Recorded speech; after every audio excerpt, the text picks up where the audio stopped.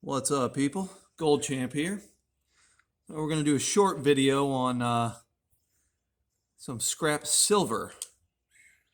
These, and I'll get it in there where you can see it, are the contactors off of air conditioners. So, this little button that presses down right there, the little circles on the end of that are attached to this piece of copper. Those little circles contact to make the electrical connection, I do believe, other little circles, and those little circles are coated in silver on the surfaces. It's basically copper with silver on it, as I understand it. What throws a little bit of complication into it is that some of them are not silver, they are tungsten. And you can possibly already see how this one's shaped a little bit differently where the buttons are, right down there on the ends. So I'm going to show you how I pop them off real quick and show you the difference. And that's the only way, without being a chemist and able to tell through actually testing it, by look is the only way to really figure it out. But it's pretty accurate. I did a bunch of these once upon a time. I don't really do them anymore, but I wanted to show some people in case they wanted to. So it's pretty easy. You get your needle nose pliers and you get one end right in there. And I'm going to do it like this so you can see it. There's a little spring in there. See how that spring's popping out? Grab down. Once the spring pops out, give it a little twist. Break that. So you see how it's loose? I'll give it a little tap and watch it come right out.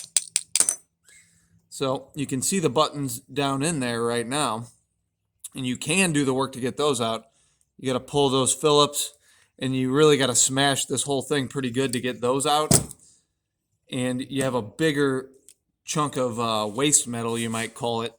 This, on the other hand, is the other half of the equation. Let's see if we can get up nice and close on it. So that little coating on the outside there is silver. The rest of this is copper, I believe, maybe brass, but I'm fairly certain that it's copper most of the time. This one kind of looks like brass. But either way, that ends up being just waste. The silver is what you're going for on this particular thing. So got a little bit of silver there, and obviously it's almost nothing. So let's pop a couple more of these off just to see how quick and easy it can be. If you don't drop it on the ground, that is. There we go. Got another one.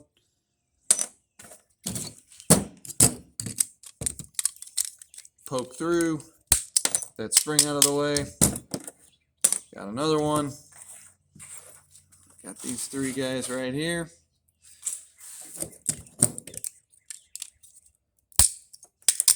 Tap it out. Got another one. Those are all nice and round. Now let's check out this last one. I believe I found a tungsten one, which is actually a good thing for anyone wanting to do this, that the tungsten is hard to find because those are basically worthless to you, at least in my neck of the woods. No one's buying the tungsten. So we will get up close on this. See if you can see that. See how it's not really a circle?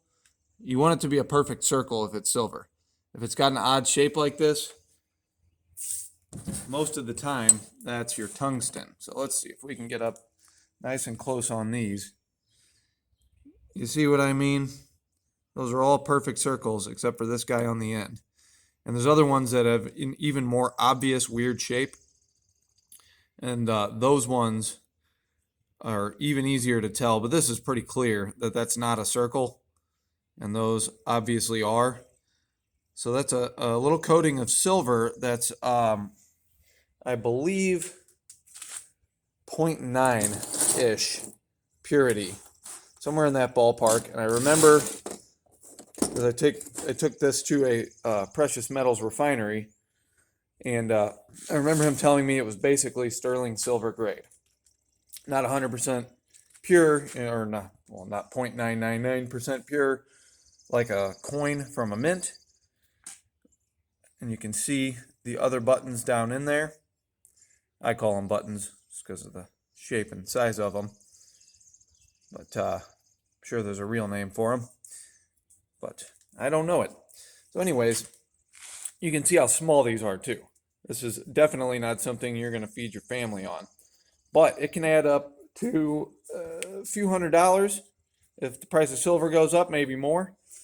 And it takes very little time. So if you happen to be someone that gets a lot of air conditioners and you've got that extra little bit of time when you're ripping apart your air conditioners, it takes very little, especially when you don't pull them out like this. I just did this for the video. If you just leave them attached to the air conditioner, you can just reach in with your pliers, give it a pop, and pick that little piece up and throw it in your bucket, and it ends up being no big deal.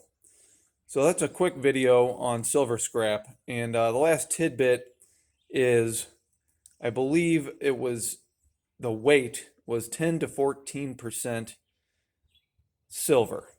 So obviously that piece is not very much silver and more brass or copper.